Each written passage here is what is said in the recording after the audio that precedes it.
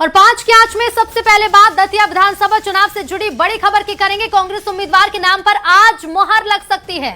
आलाकमान से मुलाकात के लिए दिल्ली पहुंचे हैं जीतू पटवारी। राजेंद्र भारती परिवार का उपचुनाव लड़ने से इनकार, सूत्रों के हवाले से ये बड़ी खबर है। रेस में आगे हुए अवधेश नायक घनश्याम सिंह, सूत्रीय कह रहे हैं कि परिवार जो है राजेंद्र भारती का वो उपचुनाव लड़ने से इनकार कर रहा है और ऐसे में अवधेश नायक और घनश्याम सिंह को प्रत्याशी बनाए जाने के चांसेस काफी ज्यादा बढ़ गए हैं। दोनों नाम में से एक पर आज मुहर लग सकती है। 13 जुलाई को नामांकन की आखिरी तारीख है और आज अंतिम मुहर नाम पर लगाई जा सकती है और फिर जल्दी कांग्रेस अपने प्रत्याशी का ऐलान कर सकती है। तो दतिया उपचुनाव को लेकर सरगर्मियां तेज हैं। कांग्रेस में भी नामों को लेकर चर्चाओं का दौर जारी है और जीतू पटवारी हाईकमान से मिलने पहुंचे हैं। राजेंद्र भारती का परिवार चुनाव लड़ने से इनकार कर रहा है। अवधेश नायक का जिक्र करें, अवधेश नायक बीजेपी छोड़ कांग्रेस में पिछले चुनाव के दौरान शामिल हुए थे। अवधेश नायक का नाम फिर से आगे चल रहा है। इसके अलावा घनश्याम सिंह का नाम भी चर्चाओं में है, जिन्हें टिकट दिया जा सकता है। दरअसल दतिया विधानसभा चुनाव में राजेंद्र भारती ने नरोत्तम मिश्रा को शिकस्त दी थी और इतना ही नहीं, अब 2 नाम चर्चाओं में। और रमाकांत दुबे न्यूज 18 संवाददाता हमारे साथ जुड़ गए हैं। रमाकांत, दतिया उपचुनाव एक बार फिर से सरगर्मियां बढ़ी हुई हैं। कांग्रेस के अंदर क्या कुछ चल रहा है? 2 नाम जो सामने आए हैं उन्हीं में से कोई एक या फिर कोई और? जी प्रशांत, देखिए मैं बता दूं आपको कि दतिया उपचुनाव को लेकर जो सरगर्मियां हैं उन पर आज कांग्रेस की तरफ से विराम लग सकता है। कांग्रेस अपने उम्मीदवार के नाम का ऐलान कर सकती है। हालांकि अब तक ये माना जा रहा था कि राजेंद्र भारती के परिवार से उनकी पत्नी या उनके बेटे को टिकट दिया जा सकता है, लेकिन सूत्रों के मुताबिक ये खबर सामने आ रही है कि राजेंद्र भारती का परिवार विधानसभा चुनाव में नहीं उतरेगा और चुनाव नहीं लड़ेगा। इसके चलते अब अवधेश नायक और घनश्याम सिंह 2 उम्मीदवारों के नाम तेजी से आगे बढ़े हैं। इनकी दावेदारी मजबूत हुई है और माना जा रहा है कि अवधेश नायक को जो है वो कांग्रेस अपना उम्मीदवार बना सकती है, क्योंकि अवधेश नायक को 2023 में भी कांग्रेस ने चुनाव दिया, टिकट दिया था, लेकिन उस दौरान जब उनका विरोध हुआ तो उसके बाद उनका टिकट बदलते राजेंद्र भारती को जो है मैदान में उतारा गया। राजेंद्र भारती ने चुनाव जीता और बीजेपी के कद्दावर नेता नरोत्तम मिश्रा को चुनाव में हराया था। अब एक बार फिर जो है वो राजेंद्र भारती के परिवार पर दांव लगाने की कांग्रेस की कोशिश थी, लेकिन परिवार की तरफ से साफ मना कर दिया गया है कि कोई भी परिवार का सदस्य दतिया उपचुनाव नहीं लड़ेगा। ऐसे में अब अवधेश नायक और घनश्याम सिंह की दावेदारी ज्यादा मजबूत होती है और इसमें भी माना जा रहा है कि अवधेश नायक को कांग्रेस इस बार मैदान में उतार सकती है, क्योंकि घनश्याम सिंह पहले भी कांग्रेस के टिकट से वहां से विधायक रह चुके हैं। घनश्याम सिंह पर भी दांव लगाया जा सकता है और आज आला कमान से मिलने जीतू पटवारी जो प्रदेश अध्यक्ष है वो वहां पहुंचे हुए हैं और आज कांग्रेस अपने कैंडिडेट के नाम पर मोहर लगा सकती है। आपको बता दूं कि 13 जुलाई जो है वो नामांकन की डेट है और कांग्रेस ने पहले ही कहा था कि हम अपना उम्मीदवार 7 जुलाई तक घोषित कर देंगे और आज जो है इसकी घोषणा की जा सकती है। जी प्रशांत। बिल्कुल, लेकिन ग्राउंड की अगर बात करें अवधेश, चलिए बहुत सारी बातें हैं इससे जुड़ी हुई और नजर बना रखिए। अपडेट आगे आपसे लेते रहेंगे। फिलहाल शुक्रिया रमाकांत इस पूरी बातचीत। क्या अब जल्दी ऐलान हो सकता है? और इधर अयोध्या के राम मंदिर के बाद अब मध्य प्रदेश के आगर मालवा स्थित विश्व प्रसिद्ध मां बगलामुखी मंदिर में करोड़ों श्रद्धालु की आस्था के केंद्र नलखेड़ा मंदिर में दान और चढ़ावे को लेकर गंभीर वित्तीय गड़बड़ियों के आरोप लगे हैं। मामला सामने आते ही जिला प्रशासन पूरी तरह एक्शन मोड में आ गया है। कलेक्टर प्रीति यादव ने सख्त रुख अपनाते हुए 3 सदस्यीय उच्च स्तरीय जांच का गठन कर दिया है, जिसे 7 दिनों के भीतर अपनी रिपोर्ट सौंपनी है। और इधर इस पूरे मामले पर अब मध्य प्रदेश में सियासत भी होने लगी है। वहीं धर्मस्व मंत्री धर्मेंद्र लोधी ने साफ किया है कि किसी भी दोषी को बख्शा नहीं जाएगा। कांग्रेस ने बीजेपी को घेरते हुए व्यवस्थाओं पर सवाल उठाए।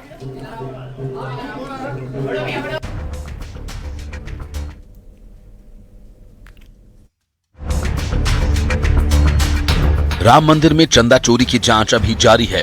इस बीच एमपी के आगर मालवा से भी एक ऐसा ही मामला सामने आया।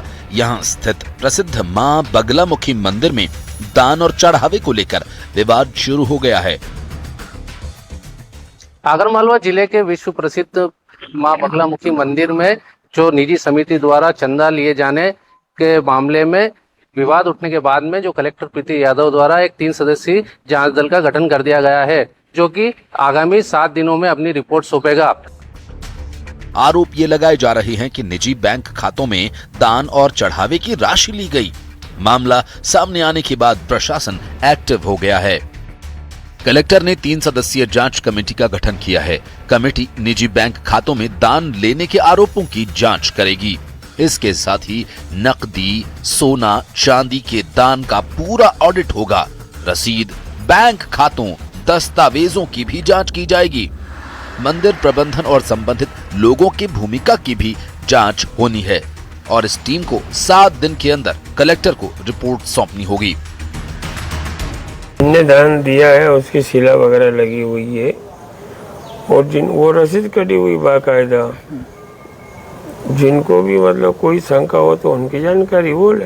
वो सनातन धर्म और कोई भी धर्म एक आस्था का प्रतीक है और जहाँ पर भी अपन जाते हैं वहाँ किसी भक्त वगैरह है तो दान पुण्य करने के लिए जाते हैं और उसी दान का आप खुद के लिए दुरुपयोग कर रहे हो, ये गलत है। मां बगुलामुखी मंदिर में दान और चढ़ावे को लेकर उपजे विवाद पर अब प्रदेश की सियासत पूरी तरह से गर्मा गई है।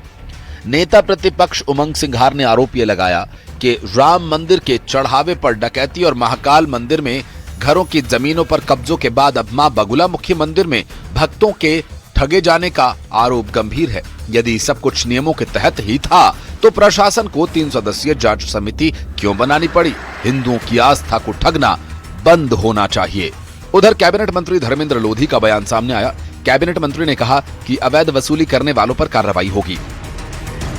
इनके मंत्री कहते हैं कि हम जांच समिति बना दी, जांच कराएंगे और जो वसूली कर रहे थे उनके बारे में उन्होंने कहा क्या जिला प्रशासन को जानकारी नहीं थी?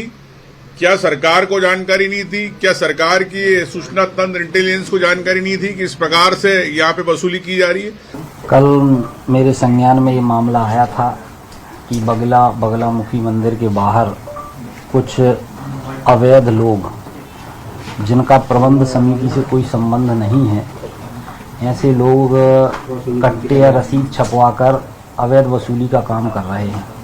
तुरंत यहाँ से कलेक्टर को कार्रवाई करने के निर्देश जारी किए गए। एक कमेटी गठित कर दी गई है और निश्चित रूप से जो लोग इस कृत्य में लिप्त हैं उन लोगों को किसी भी कीमत पर छोड़ा नहीं जाएगा।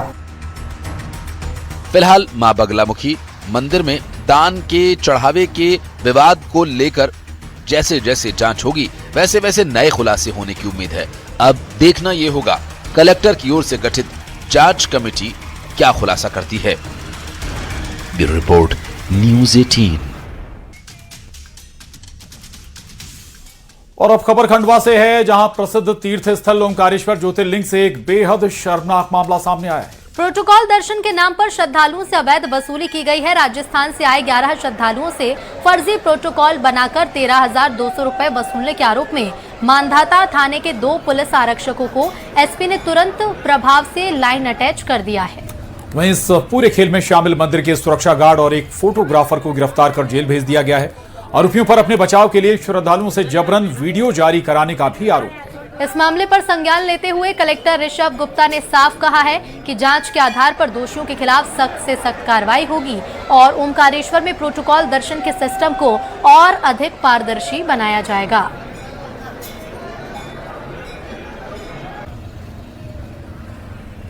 द्वारा संपर्क किया गया कुछ श्रद्धालुओं के साथ जो राजस्थान से आए थे।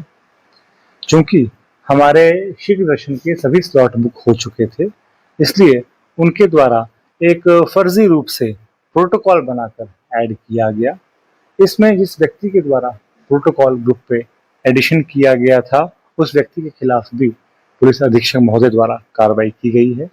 इसके अलावा जितने भी लोग इस चीज में पाए गए हैं संलिप्त, उन सब में भी स्ट्रिक्ट कार्रवाई की जाए। तो राम मंदिर के नाम पर फर्जी रसीद पर सबसे बड़ा खुलासा हुआ है। आरोपियों की निशानदेही पर राम मंदिर के नाम पर बनाई गई पुरानी फर्जी चंदे की रसीद बुक बरामद हुई है। सूत्रों के अनुसार पुलिस जांच में आरोपियों ने इस बात को कबूला है कि वो न केवल चंदा चोरी करते थे बल्कि फर्जी रसीद काटकर चंदा देने वालों से पैसे भी ऐंठ लेते थे। आरोपियों के पास से श्री राम जन्मभूमि तीर्थ क्षेत्र की पुरानी फर्जी रसीद बुक भी मिली है। सूत्रों के मुताबिक शुरुआत में टिन्नू यादव, लवकुश करुणेश, अनुकल्प और तमाम गिरफ्तार आरोपी से जब कोई मंदिर में दान देने की इच्छा जताता था तो ये लोग रिसीविंग के तौर पर ये फर्जी रसीद दे देते थे ताकि किसी को भी शक न हो।